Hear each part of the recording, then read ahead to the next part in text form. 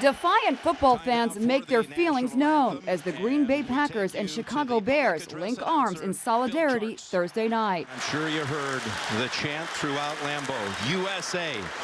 Packers quarterback Aaron Rodgers had asked fans to join the team's gesture. They want everyone in the stadium, all the fans, to be linking arms as well. But very few did. Instead, they saluted or kept with tradition and held their hands over their hearts. Who's brought stripes and bright stars? Rodgers said some fans even heckled him during the anthem. What's disrespectful to the anthem?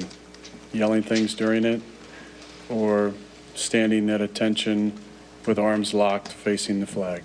The NFL is said to be in crisis mode over fan backlash. Ticket sales are down 17% from last week. 10 team owners just held an emergency meeting here at NFL headquarters in Manhattan. A dozen players were also there.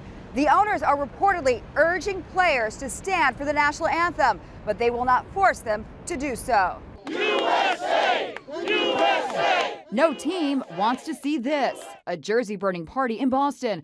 A message to the Patriots players who took a knee during the national anthem last Sunday.